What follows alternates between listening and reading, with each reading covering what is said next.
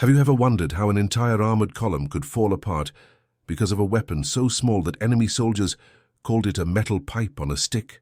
What kind of rifle was powerful enough to tear open a tankette in seconds, leaving crews stunned, deafened or gone before they even knew they'd been targeted?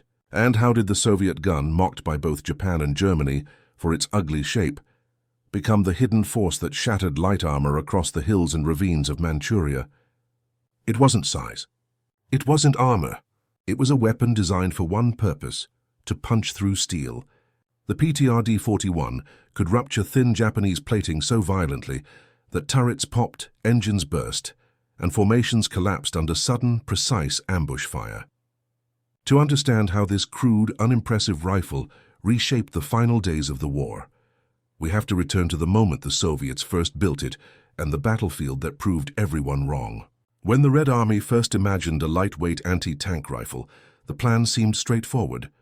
Infantry needed something simple, cheap and easy to carry, a tool that could be produced quickly and handled by soldiers with minimal training.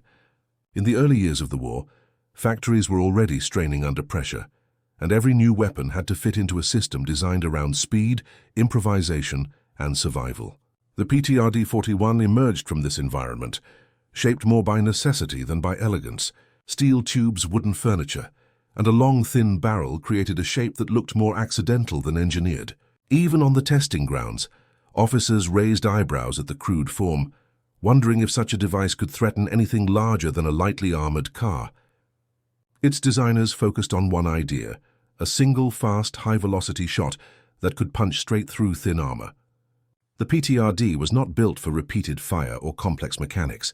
It used a simple single-shot action, with a massive 14.5mm round, relying on speed rather than volume. Recoil was enormous. The muzzle flash was bright. The sound cracked through the testing field like a whip. Despite the violence, the weapon remained functional and dependable. It needed no water-cooling jacket, no belt-fed system, and no special maintenance. Simplicity was its strength. However, simplicity did not convince its critics. German observers who captured early examples made notes describing it as primitive. Japanese officers examining propaganda images and intelligence reports dismissed it as an improvised pipe with an oversized bullet. Even some Soviet soldiers questioned its usefulness, especially once German armor grew thicker and more complex. The reputation of the PTRD suffered before it even arrived in large numbers. Commanders often preferred heavier anti-tank guns or artillery, believing those weapons offered more reliable results. Yet the PTRD continued to roll out of factories in the thousands, loaded onto trains heading toward the front. When the rifle reached frontline units, the first impression rarely changed. Soldiers felt the weight during long marches and noticed how awkward it was to move through forests or trenches. The long barrel snagged on branches. The recoil pad did little to soften the punishment. Many carried it reluctantly, viewing it as a burden or a backup tool rather than a true tank killer.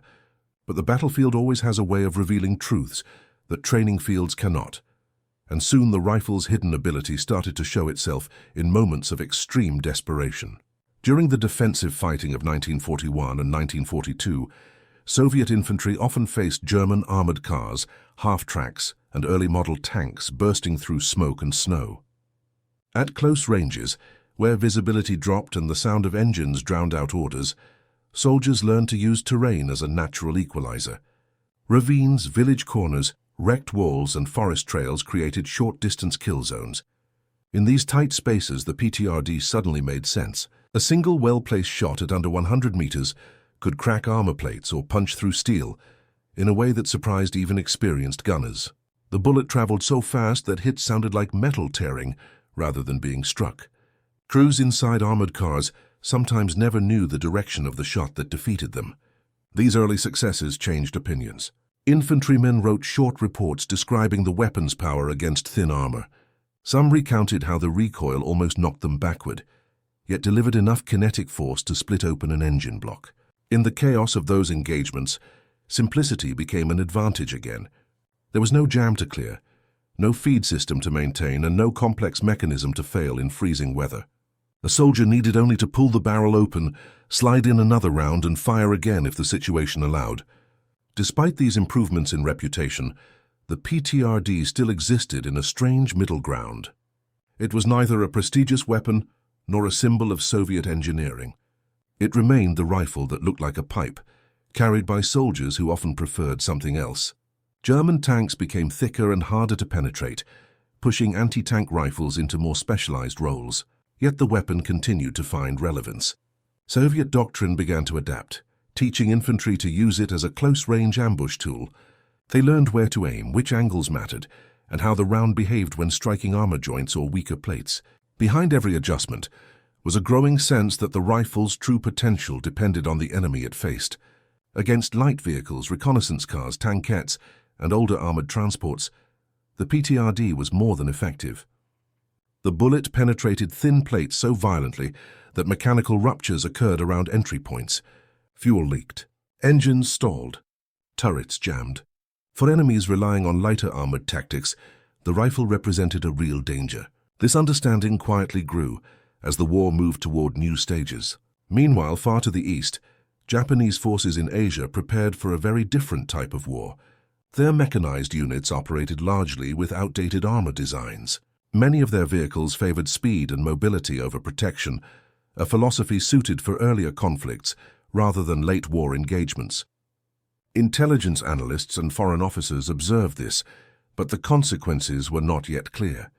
Japanese commanders believed the Soviet Union would not launch a major offensive in the region, so there was little urgency to modernize armor or strengthen plating. Tankettes and light armored cars remained the backbone of their formations. Inside Soviet planning rooms, especially as 1944 turned into 1945, discussions shifted toward the possibility of a large-scale attack on Japanese positions in Manchuria. Commanders examined the terrain: forests, river valleys, sudden slopes, and narrow roads. All of it resembled the kind of battlefield where short-range engagements were likely. If fighting erupted there, infantry ambush tactics would matter as much as mechanized pushes. And in these conditions, the PTRD-41 could become relevant once again. This understanding slowly reframed the weapon's place in the Red Army. Instead of being viewed as an obsolete piece of early war equipment, it became a practical tool for the environment the Soviets expected to face. Training manuals reminded units that not all enemies wore thick armor, and that light vehicles were still a threat, capable of dangerous flanking maneuvers. Soldiers who had experience with the rifle explained techniques to new recruits, focusing on aiming points, timing, and choosing good firing positions. As preparation for the Manchurian campaign intensified, PTRD teams were assigned near the front of mechanized columns. They trained to move quickly between positions, using the rifle not only against armored targets, but also against bunkers, loopholes, and machine gun nests, where the powerful round could penetrate wooden or lightly reinforced structures. The rifle's versatility made it valuable, even if it was still considered inelegant. By the time the Soviets finished planning their August 1945 offensive, thousands of PTRD rifles were distributed to infantry units, cavalry brigades, and motorized detachments. The rifle that once seemed destined for irrelevance had quietly returned as a frontline asset, perfectly suited for the environment it would soon confront. Soldiers marched east with the familiar weight across their shoulders, unaware that the battles ahead would finally reveal the true power hidden inside that awkward steel tube. The stage was set, Manchuria awaited, and the ugly Duckling rifle was about to prove every critic wrong. When the Red Army pushed westward again after the early disasters of the war, the battlefield had changed in ways no designer of the PTRD had originally imagined. German armor grew stronger and thicker every month, and heavy tanks now roamed landscapes once dominated by lighter vehicles. For many frontline units, anti-tank rifles seemed outdated against these new machines. But war seldom moves in one direction. Even as German armor improved, the number of lightly armored or thinly protected vehicles increased across the front. Supply carriers, reconnaissance cars, half-tracks, command vehicles, and early-generation tanks still operated in large numbers, and all of them remained vulnerable to a fast, precise 14.5mm shot fired from close range. Infantry units learned this through experience rather than instruction. Wherever a defensive line struggled to hold, PTRD teams appeared along trenches, shell craters, or forest edges. The rifle's long barrel rested on makeshift supports, ready to fire at any vehicle attempting to break through gaps. Although the weapon could not stop the heaviest armor, it disrupted exactly the type of machines that created those early breakthroughs, the quick-moving transport vehicles that carried infantry or supplies into weak points. The rifle began to develop a place in this changing environment, filling gaps left by heavier anti-tank guns that could not be everywhere at once. A typical day for PTRD teams involved long periods of silence, interrupted by moments of extreme violence. Many soldiers waited for hours in shallow pits, snow-filled trenches or tall grass, watching distant tree lines for dust clouds or engine smoke. Once a target appeared, everything changed. The rifle's recoil demanded a stable position, so the shooter braced behind the weapon with careful posture, while the assistant rechecked ammunition. Even a fraction of a second mattered. If the target crossed the open ground too quickly, the shot might strike at the wrong angle, bounce off an armor slope, or fail to hit a weak point. If fired too late, the vehicle could run over the position entirely. This tension shaped how the rifle earned respect. Soldiers who once mocked it began to notice its results. Light German armored cars hit by the high-velocity projectile sometimes crumpled along panel edges, and engines burst into smoke. Some vehicles rolled a few meters more before stopping, leaving black tracks in the mud. Infantry nearby could feel the shockwave of the impact. In certain cases, the round traveled through the thin plating and continued out the other side, carrying fragments with it. Units recorded these events in field reports, slowly changing the reputation of the weapon from a curious relic to a reliable tool for ambushes. The rifle also influenced infantry behavior. Instead of viewing anti-tank defense as the responsibility of heavy guns alone, smaller squads began developing their own ambush patterns. PTRD shooters waited near choke points, crossroads, forest clearings, and gaps between destroyed buildings. These were places where light armored vehicles attempted to maneuver ahead of infantry or scout new paths. A well-placed shot could stop a reconnaissance vehicle and slow the advance of an entire German platoon. This delay allowed Soviet forces to reinforce positions or set up new defenses. Terrain played a crucial role. In dense forests, narrow ravines, and ruined cities, tanks could not always use their strengths. Armor protection mattered less when vehicles were forced to travel along predictable paths. This environment suited the PTRD perfectly. Shooters learned to aim for tires, axles, turret rings, and engine housings, understanding that disabling a vehicle's movement was often more important than destroying it completely. A stopped machine late in the war became a liability for the enemy, blocking other vehicles or exposing the crew to further fire. The rifle's simplicity became more valuable as the war's pace increased. Conditions at the front were often harsh, with mud, snow, and dirt covering every piece of equipment. Complex weapons sometimes jammed or malfunctioned when frozen oil stiffened mechanisms. The PTRD, with its straightforward design, survived these conditions. A soldier could pull back the barrel block, insert a round, and fire again with minimal preparation. Even in severe cold, the weapon continued to operate with consistent reliability. This performance under pressure built trust among those who carried it. As Soviet doctrine evolved, specialists began training new recruits specifically for anti-tank rifle roles. These men learned not just how to shoot, but how to choose firing angles that increased penetration. They used shadows, burned out wrecks or snowbanks to hide their positions, waiting for fleeting moments when a vehicle's flank or rear passed through their line of fire. The rifle became part of a system. Smoke screens, infantry movement, and coordinated ambushes supported these shooters. When used skillfully, they disrupted enemy advances with surprising effectiveness. The weapon also found uses beyond its original purpose. Its powerful round could punch through wooden structures, light fortifications, and machine gun nests.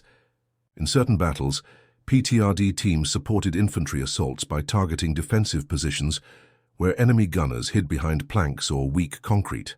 The round tore through these barriers and forced defenders to abandon cover. This secondary role extended the weapon's utility and gave commanders more flexible tools during assaults. Despite these strengths, the PTRD remained a difficult weapon to carry. Its length made movement through forests or ruins slow and awkward. Soldiers often had to lift the front end over rubble or angle it sideways through narrow paths. The recoil caused bruising and shoulder pain, especially during repeated shots. Many shooters developed a careful rhythm to control the impact, leaning their bodies into the rifle at the exact moment of firing. These challenges ensured that only determined soldiers mastered the weapon effectively.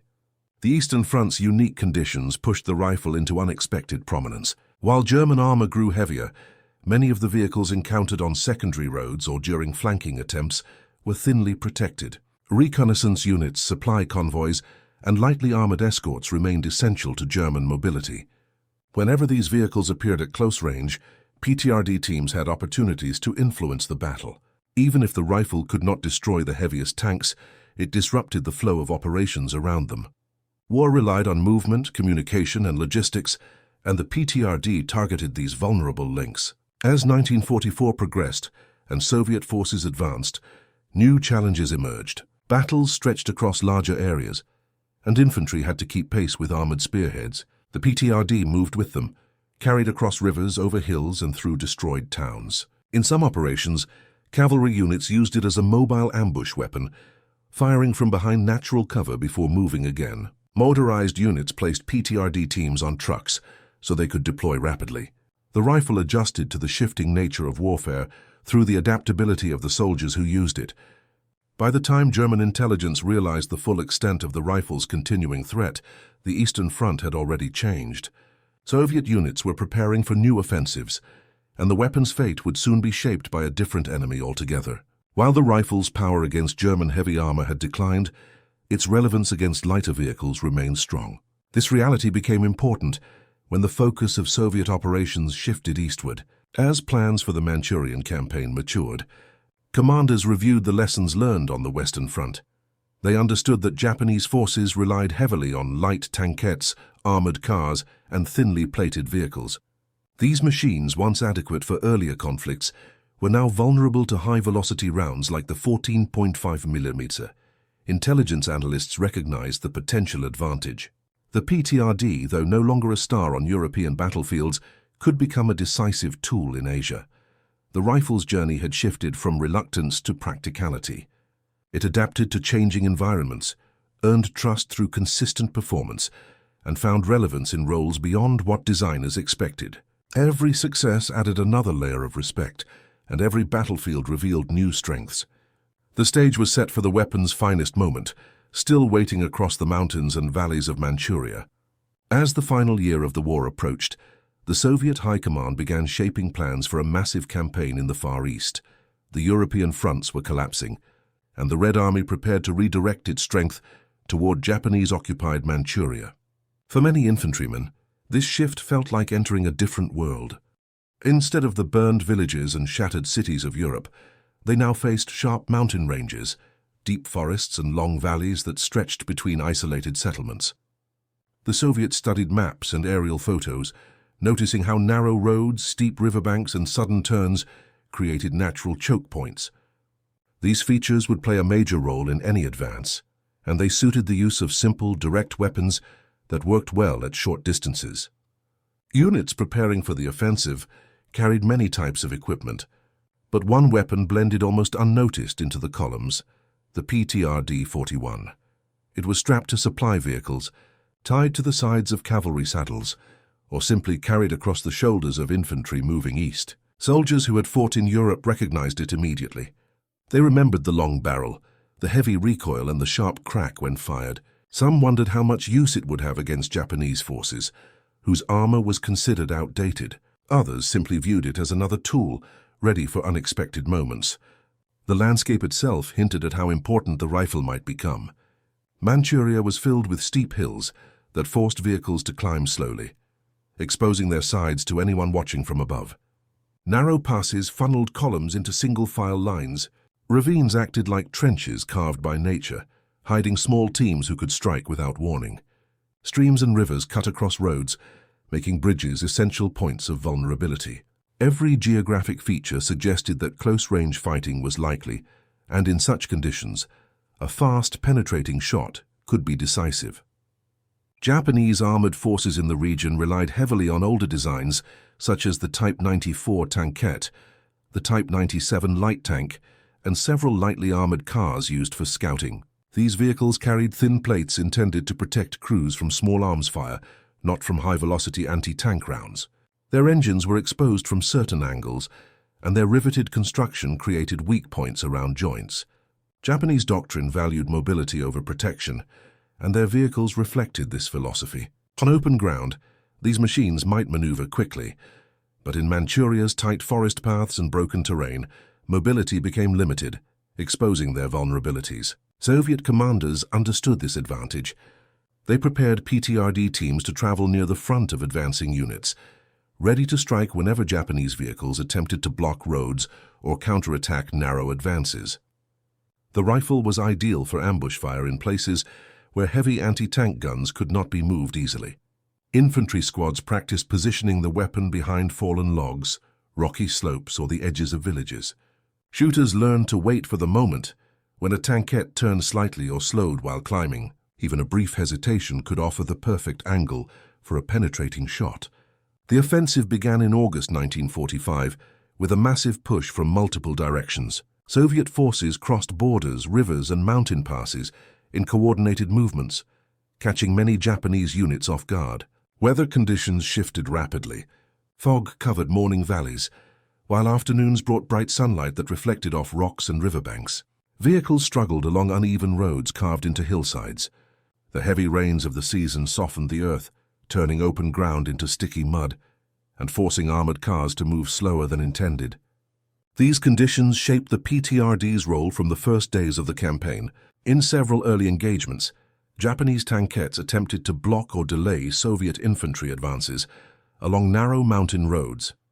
The thin-sided vehicles seemed prepared for quick hit-and-run tactics, but the terrain betrayed them. As soon as they slowed to navigate sharp corners or muddy slopes, Soviet shooters positioned above or beside the road opened fire. The long rifle barrel rested on natural supports, and the powerful round tore through steel with ease. Many vehicles were disabled before they could respond. Some lost mobility when wheels or track components shattered. Others suffered engine failures from direct hits. Infantry quickly moved past the wrecks, continuing the advance. In the dense forests of Manchuria, Japanese reconnaissance vehicles often appeared suddenly, emerging from behind hills or tree clusters. These vehicles attempted to spot Soviet positions or coordinate artillery strikes. When they approached too closely, PTRD teams responded from hidden positions.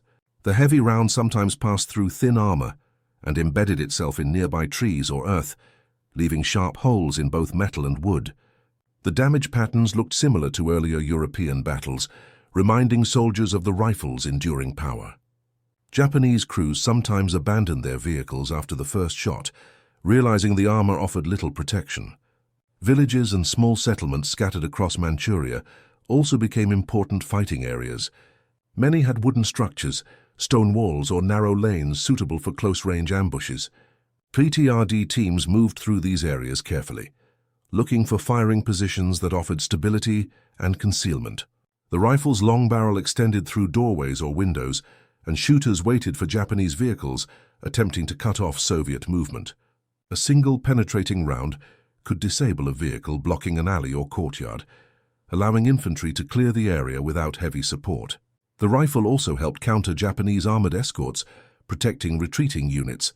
When Japanese forces attempted to move quickly through valleys or open fields, PTRD teams targeted vehicles that ventured too far ahead of infantry. The destruction of a lead or rear vehicle disrupted the entire formation, creating confusion that slowed the retreat. Soviet commanders took advantage of these moments to advance more rapidly, gaining ground before Japanese reinforcements could regroup. In addition to fighting armor, PTRD rounds proved effective against defensive positions. Many Japanese soldiers used wooden bunkers or earth-covered firing posts built hastily along roads. The powerful round penetrated these structures easily, forcing defenders to leave their positions or suffer severe damage. Infantry squads used the rifle to break open small fortifications before pushing forward, reducing resistance without needing heavier weapons. Night operations added another layer of importance to the rifle. Japanese forces sometimes attempted to move vehicles under cover of darkness, hoping to avoid Soviet aircraft and artillery. In the dim light, engines and silhouettes were easier to detect than exact details.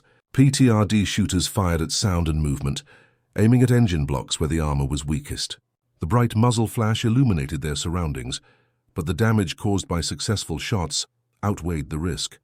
Disabled vehicles became obstacles that slowed enemy movement and created opportunities for further attacks. As the campaign continued, Japanese commanders realized how vulnerable their vehicles were. Some attempted to reposition armor deeper in defensive lines, but terrain again limited movement. In many areas, Japanese units had no choice but to rely on the same roads the Soviets advanced along. These roads became predictable routes, where PTRD teams waited patiently. The rifle's simplicity allowed it to function even after long marches, exposure to rain or rough handling. Every successful engagement reinforced its value. Each day of the offensive revealed more about how well the weapon fit the environment. It required no fuel, little maintenance, and minimal logistical support. A single soldier and an assistant could move it through terrain where heavy guns could not go. The weapon's power remained constant, regardless of weather or elevation. Japanese vehicles, however, struggled with overheating engines, difficult climbs, and narrow passages that exposed them to ambush. By the time Soviet forces reached deeper into Manchuria, the PTRD had become a familiar presence in every major column. It played roles that other weapons could not fulfill. It opened narrow roads, defended flanks, cleared scouting threats, and disrupted armored escorts. The campaign's geography magnified its strengths and highlighted the weaknesses of Japanese armor. The rifle that once seemed outdated now felt as though it had been designed specifically for this battlefield. Each valley, ridge, and forest path became a stage where its power shaped outcomes. And as the Soviets pushed toward the heart of Japanese defenses, the PTRD's impact was only beginning to reveal its true scale. When the full weight of the Soviet offensive crashed into Manchuria, the Japanese armored units were among the first to feel the consequences of their outdated equipment. Many of their vehicles were built for earlier conflicts against light resistance, not for a modern high-speed assault led by experienced troops carrying powerful anti-armor weapons. As Soviet formations pushed across mountains, forests, and valleys, Japanese tankettes and light-armored cars attempted to form quick defensive screens. These screens were meant to delay the advance long enough for infantry to regroup. Instead, they walked directly into the weapon that most Japanese planners had dismissed, the PTRD-41. The first major clashes revealed how unprepared Japanese crews were for the rifle's penetration power. Soviet infantry moved through hills or forests ahead of larger formations, creating scattered but effective ambush teams. When Japanese tankettes rolled around corners or crested small rises, they often found themselves exposed at close range. At such distances, the PTRD's 14.5mm round cut through their thin plating as if it were tin. The shots created sharp bursts of sparks, followed by sudden smoke or flame. Sometimes the entire side of a vehicle buckled around the point of impact. These reactions stunned Japanese soldiers who had expected rifle or machine gun fire, not armor-piercing rounds capable of tearing open an engine block. In several sectors, Japanese units attempted to use speed as protection. Tankettes rushed ahead of infantry formations, hoping to scatter Soviet scouts. This tactic sometimes worked in earlier wars, but Manchuria's terrain and the presence of anti-tank rifles changed everything. The narrow roads allowed little room for sudden turns, and dense vegetation limited vision. PTRD teams set up firing positions behind rocks, mounds of earth, or groups of trees. When a tankette passed within the ideal range, the shooter braced the long barrel, waited for the brief moment when armor faced the right angle, and fired. The bullet traveled with such velocity that the impact echoed across the hills.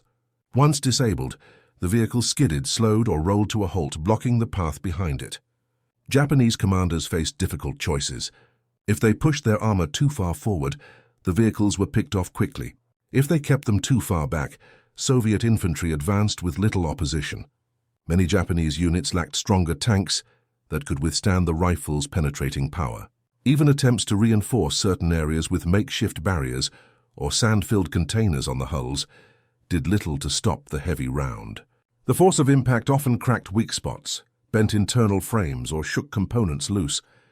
These effects created panic among crews who were not trained to face close-range anti-tank fire. The psychological impact was intense. Japanese armored crews realized that their protection offered little safety. When the first round hit, the interior of a vehicle often filled with noise, dust, and sharp fragments. Crews sometimes suffered injuries not only from penetration, but from shock waves that bounced around inside the thin armor. Engines stalled, vision ports cracked, and gears jammed. Even if the round did not hit a crew member directly, the sudden mechanical failure left them stranded on the road, unable to escape quickly enough. This vulnerability caused hesitation among Japanese drivers, who slowed their advance in terrain where speed was essential. The PTRD's simplicity made it even more effective in these chaotic moments. Shooters did not need complex adjustments or long preparation times. Once the first shot landed, they pulled the barrel open, inserted another round, and fired again if the situation allowed. Some teams managed to hit multiple vehicles in a single encounter, especially when Japanese units advanced in tight columns. A damaged lead vehicle often trapped those behind it, creating a chain reaction of stalled movement. Soviet troops then closed in through the forest, or climbed down slopes to surround the immobilized column. The effect of the rifle extended beyond ambushes. In open valleys or grasslands, Japanese forces tried to form defensive lines using armored cars positioned behind infantry. These vehicles served as command posts or machine gun platforms. The PTRD targeted them from long distances, where the armor was weakest. Air shot to the side of a turret or the rear of an engine compartment disabled vehicles critical to communication and coordination. Once these vehicles were knocked out, Japanese lines lost cohesion. Infantry struggled to maintain direction, and the Soviets used the confusion to advance with greater speed. The rifle also became useful in assault operations against Japanese strongpoints. Many of these positions were supported by lightly armored vehicles placed inside or near fortified areas. Soviet infantry approached from unexpected angles, using elevation or vegetation for cover. The PTRD punched through wooden walls, light barricades, or weak steel plates. These shots forced defenders to reposition or abandon the vehicles entirely. Without mobile support, Japanese strongpoints became easier to isolate and overcome. The weapon's impact became more visible in areas where Japanese forces attempted withdrawals. Retreating units moved along fixed routes, often squeezed between mountains or dense forest. PTRD teams positioned themselves on ridges or slopes overlooking the retreat paths. When Japanese vehicles appeared below, the shooters fired downward into exposed tops or side panels. The high-velocity round easily pierced these thin plates, neutralizing vehicles that otherwise might have escaped. With their escape routes blocked, many Japanese units found themselves trapped, slowing their withdrawal and reducing their ability to regroup. As days passed, Soviet reconnaissance teams reported consistent patterns. Japanese armor rarely survived first contact with PTRD-equipped infantry. This information quickly spread across the Soviet ranks. Confidence grew. Infantry squads understood that even without heavy guns or close tank support, they could confront Japanese mechanized resistance effectively. This shift in morale influenced how Soviet columns moved. Soldiers advanced more aggressively through tight passes or narrow roads, knowing they had tools capable of countering the limited armor Japan deployed. On the Japanese side, frustration and confusion increased. Their vehicles had been designed for different environments and different enemies. The armor thickness that once felt adequate now felt dangerously thin.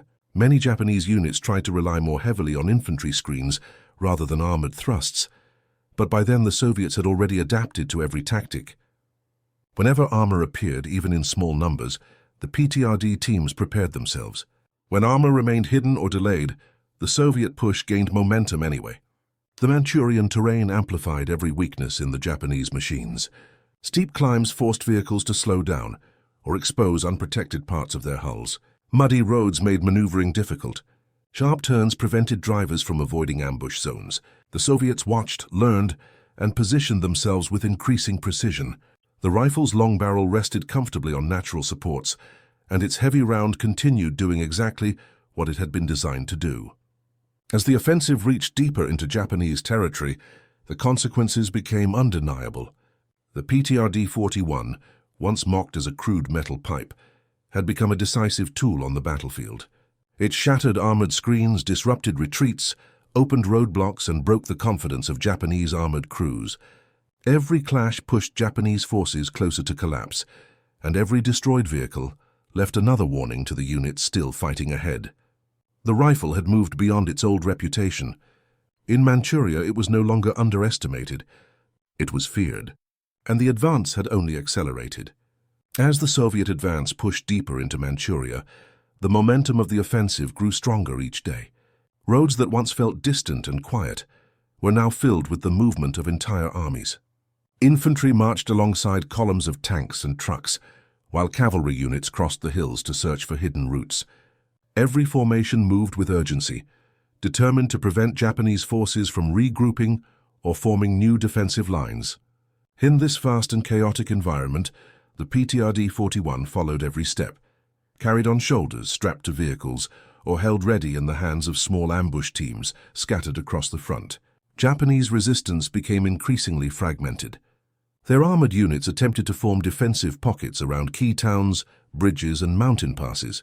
These pockets relied on light vehicles placed at strategic points, but the worn condition of many machines made them especially vulnerable.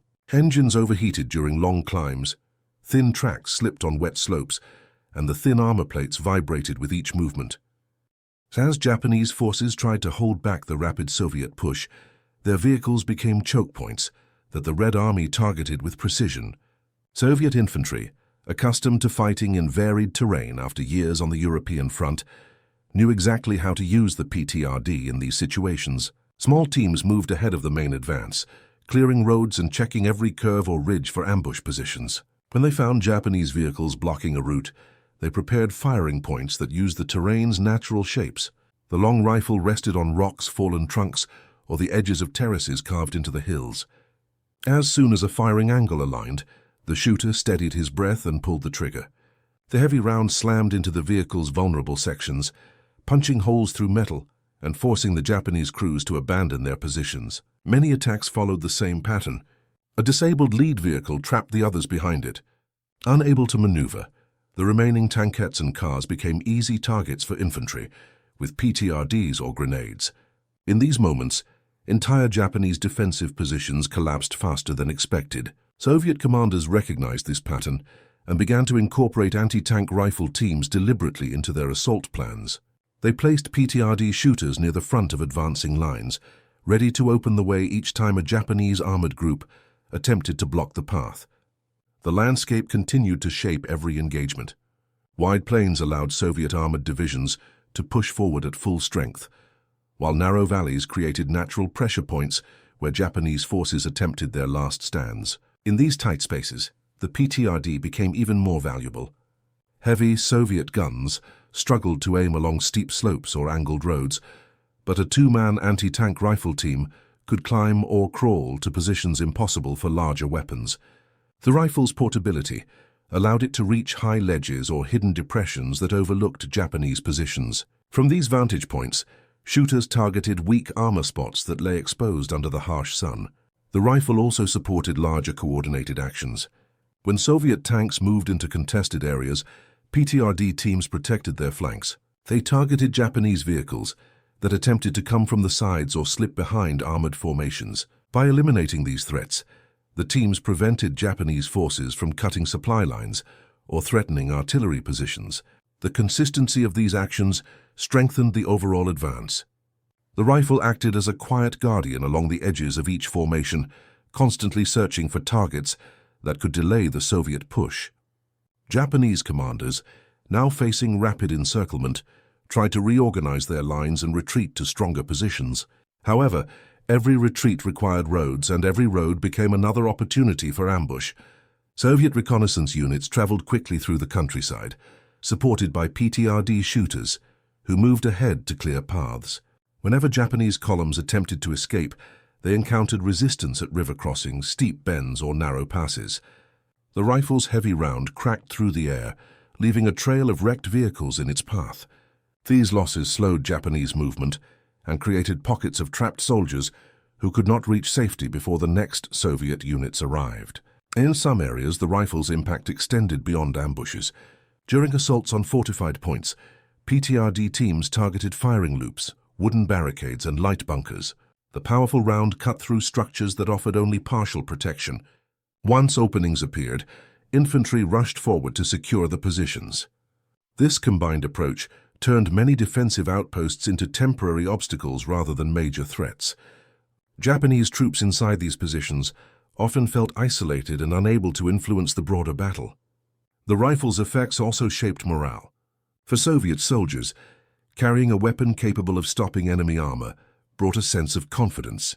Even when facing unexpected Japanese vehicles emerging from tree lines or from behind hills, PTRD teams responded quickly.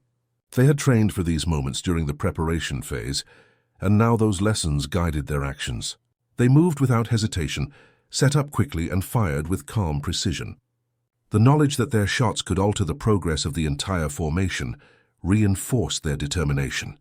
For Japanese crews, the opposite feeling spread. Each time a vehicle was hit, its thin hull buckled or cracked. The destructive energy of the 14.5mm round left deep scars across metal plates, and engines coughed out smoke before going silent. Tankettes with open-top turrets offered little defense against the heavy impact. Crews sometimes abandoned their vehicles immediately after the first strike, knowing that staying inside meant facing another shot. This fear undermined coordination, and armored support often fell apart under the pressure of repeated ambushes. As the Soviets moved closer to major strongholds such as Mukden and Changchun, Japanese armored resistance weakened further. The few remaining tankettes and armored cars were scattered among retreating infantry units. PTRD teams continued to operate with increasing efficiency, targeting any vehicle that threatened the advance. Each successful engagement created more openings for Soviet infantry, cavalry, and mechanized units to push forward without delay. In the final phase of the breakthrough, the rifle's importance became even clearer. Soviet commanders needed to maintain momentum while crossing mountain ranges and wide rivers. Heavy artillery lagged behind, slowed by terrain. Armored divisions moved carefully to avoid mechanical stress, but PTRD teams carried their rifles across bridges, ravines, and steep hills without significant difficulty. Their presence ensured that Japanese vehicles could not surprise or disrupt the advance, even when other weapons struggled to keep up. With each passing day, Soviet forces broke through deeper layers of Japanese defenses. The PTRD played a role that extended far beyond simple armor destruction. It had become a strategic tool, a force multiplier that opened routes, disrupted formations, and prevented Japanese units from stabilizing. It protected Soviet tanks from flank attacks, supported infantry clearing operations, and secured vital crossing points. By the time the Soviets approached the heart of Manchuria, Japanese mechanized resistance had nearly collapsed. The rifle that once seemed outdated stood at the center of the breakthrough. It had proven adaptable, reliable, and devastating against the type of armor Japan depended on. And as the advance neared its final objectives, the true legacy of the weapon began to take shape.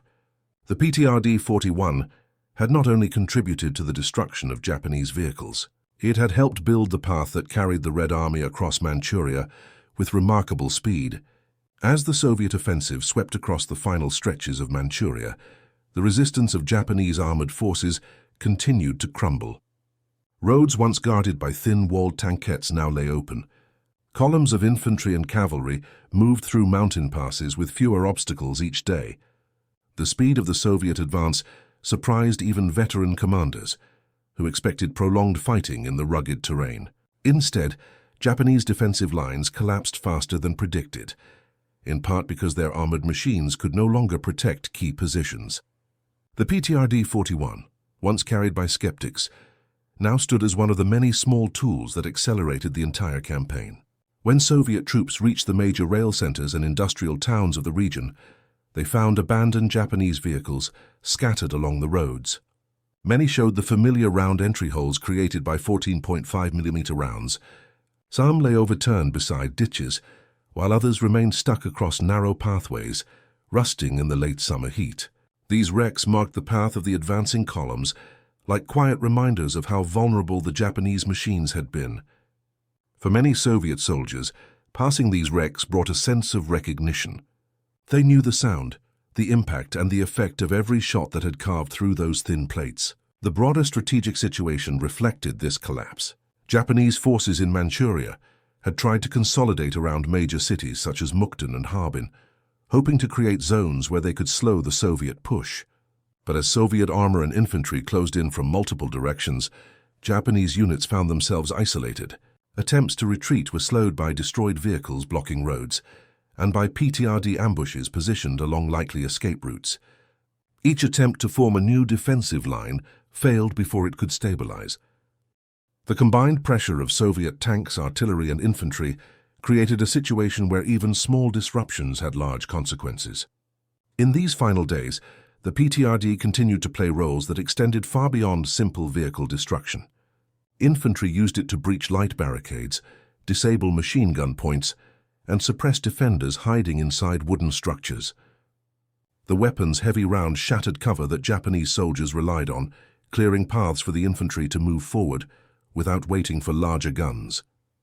In rural areas filled with farmhouses and makeshift defensive posts, the rifle helped reduce threats quickly. Its presence meant that no small structure or lightly protected position could delay the advance. The momentum created by this constant pressure affected the morale of both sides. Soviet soldiers moved with confidence, knowing that their smallest anti-armor teams could neutralize many of the threats ahead. Japanese troops, meanwhile, realized that their armored vehicles could not buy the time they needed. Each failed attempt to hold a road or defend a pass changed the rhythm of the battle.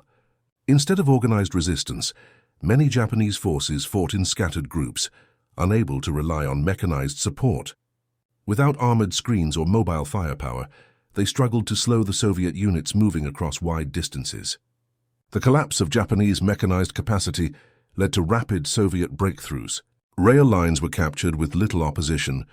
Key airfields fell within days. The PTRD-41 did not single-handedly decide the campaign, but it shaped the fighting in countless small moments that added together. Every disabled tankette opened another route. Every shattered armored car weakened another Japanese unit. Every fast ambush created an opportunity for Soviet forces to advance before Japanese troops could react. As the Manchurian operation neared its end, Soviet analysts began reviewing the weapons' performance. They examined captured Japanese vehicles and measured the penetration effects. Reports noted that even angled armor on some tankettes failed to stop the heavy round at close range. The rifle had performed consistently across multiple types of terrain: forests, plains, villages, and mountains. It worked in wet conditions, dry heat, and thick humidity.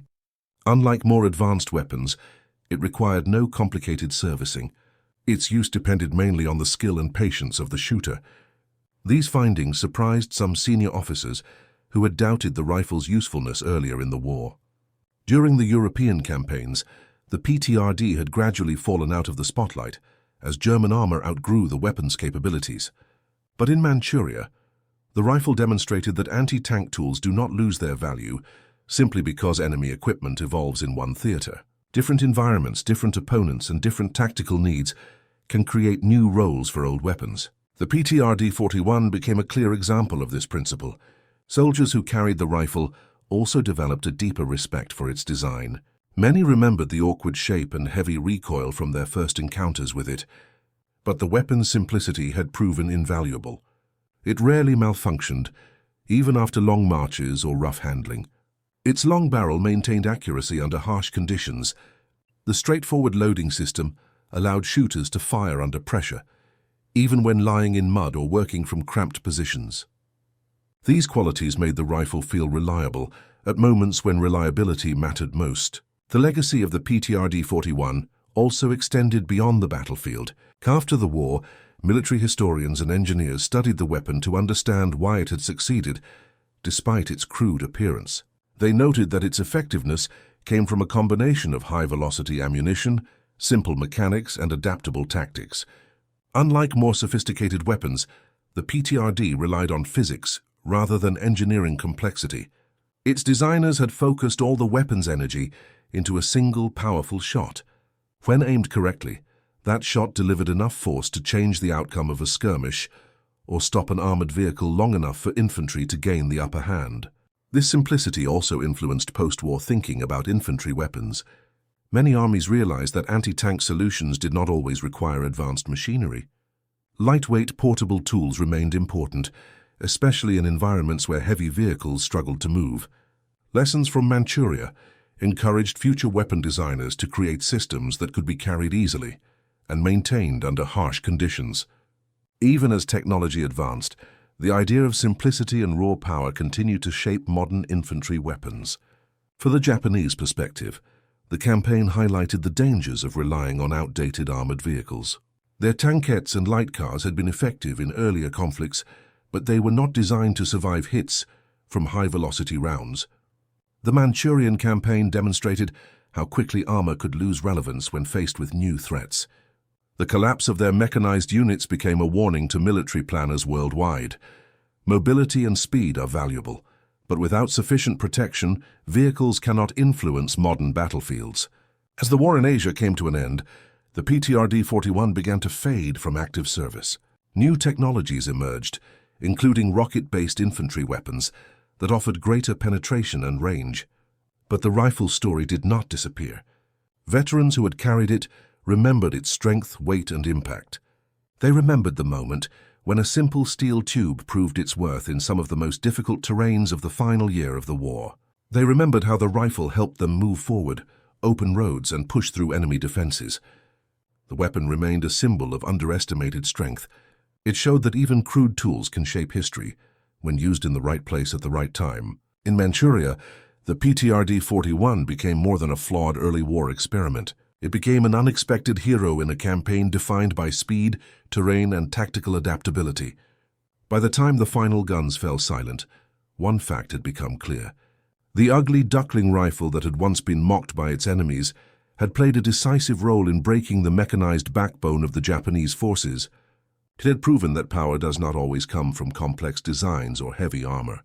Sometimes it comes from a single, simple shot, delivered with precision. The PTRD-41 ended the war not as a forgotten weapon, but as a reminder that even the most underestimated tools can change the course of a campaign when the battlefield favors their strengths.